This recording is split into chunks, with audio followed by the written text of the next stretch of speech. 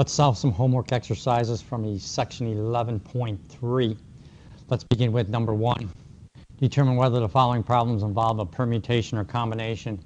It is not necessary to solve the problem. A medical researcher needs 29 people to test the effectiveness of an experimental drug. If 105 people are volunteered for the test, how many ways can 29 people be selected?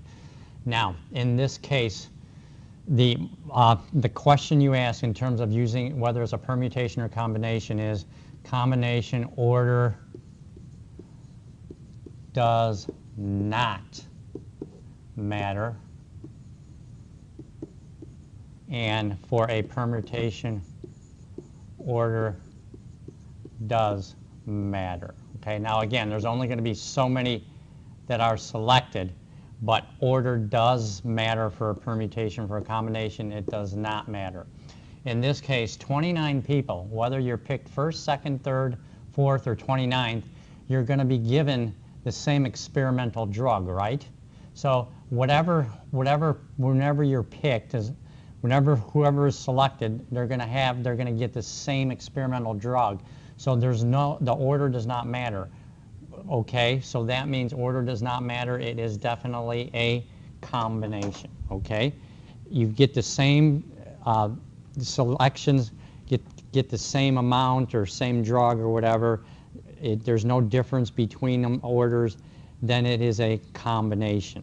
Okay. Now, let's go to the next one, number 2. Determine whether this is a permutation or combination. Okay, in this one it says how many different 7-letter passwords from these letters can be formed if the letters, if there's no repetition of letters allowed. So you can only use one letter, so it's definitely can be a permutation or combination. In this case, if you have like H, I, J, K, L, M, N, you got 7, right? But then if you just switch the order and say IH and then keep the rest the same, J, K, L, M, N, switching the order is a different password, right? You got to put it in the right order. So here, to get the correct password, order matters. Order matters is a permutation, okay? So this definitely would be solved with a permutation using the permutation formula, okay?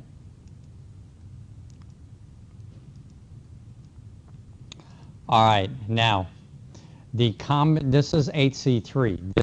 I'm going to show you this formula, and what happens is there is a combination key on the calculator, so it will do it for you.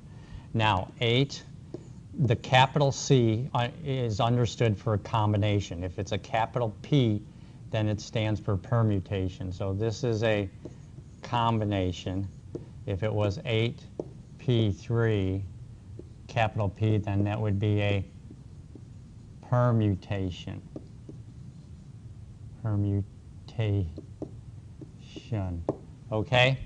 Now, for a combination, it is the number on the left, factorial in the numerator. Then it is the number on the left minus the number on the right, factorial, just like you had for a permutation formula. But now the extra addition in the denominator is the number on the right. It's times the number on the right, factorial. Okay? So in this case, you would have 8 factorial in the numerator, so it would be 8 times 7 times 6 times 5 times 4 times 3 times 2 times 1. 8 minus 3 is 5 factorial, so that would be 5 times 4 times 3 times 2 times 1. And then 3, this is also a factorial, 3 times 2 times 1. So I guess if you do it, you can cancel the 5, 4, 3, 2, 1 with this 5, 4, 3, 2, 1. 3 times 2 happens to be 6.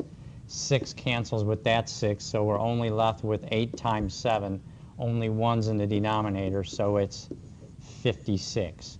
So the correct answer is 56 for 8C3. Again, it's the number on the left factorial in the numerator divided by the number on the left minus the number on the right, factorial. 8 minus 3 is 5 factorial here, and then the number here, 3 factorial, okay?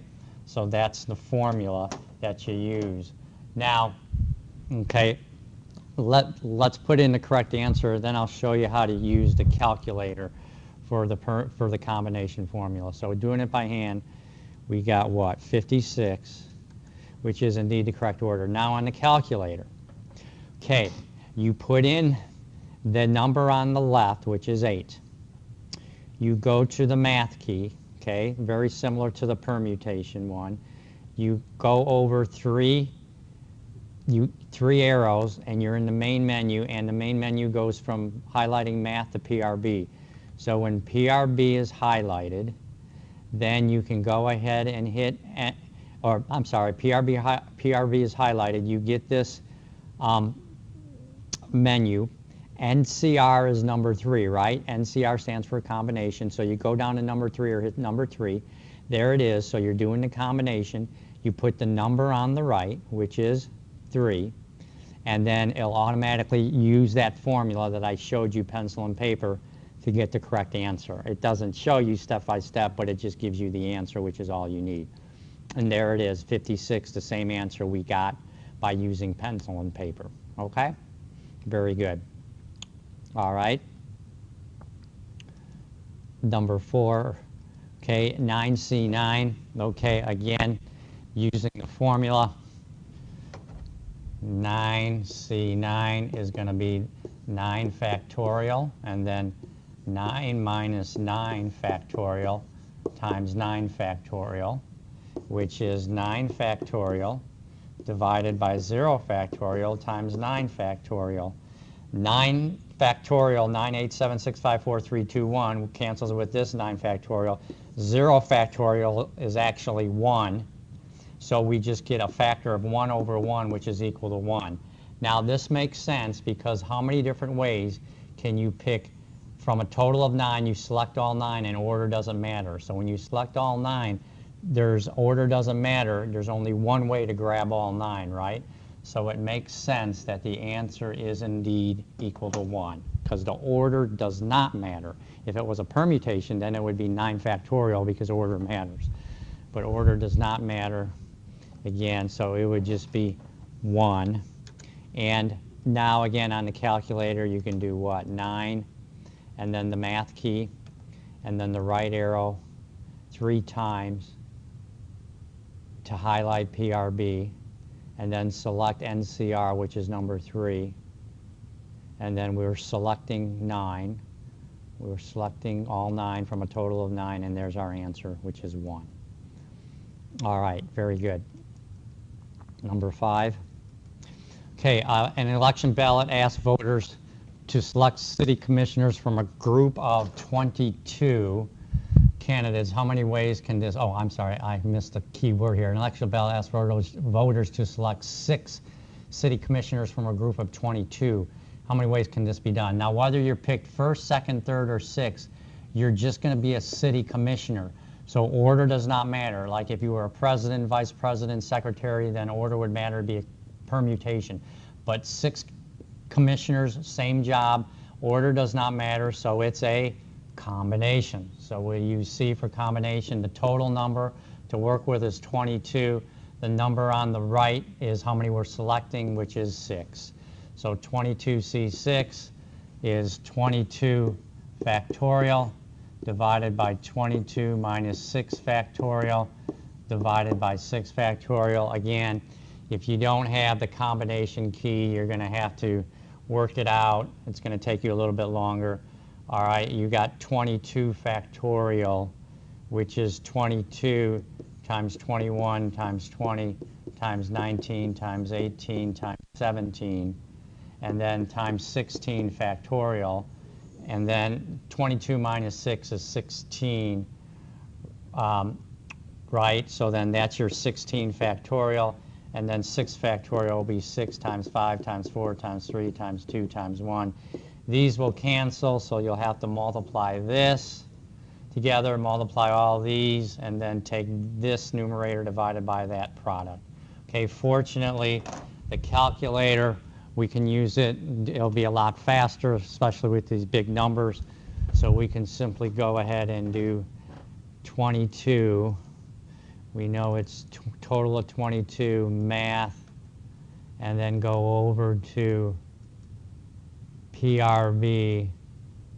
Combination is number 3. We're selecting 6, and the answer is 74,613. Okay, and we get the correct answer. All right, very good. We're going to stop this session at problem number 5. This is your math teacher, Dr. Swears. So thank you for listening to this video. If you need more help on any of these problems, send me an email in the inbox through the Canvas course in the FGCU portal. All right, again, I hope you found this video helpful. Thank you for listening to it.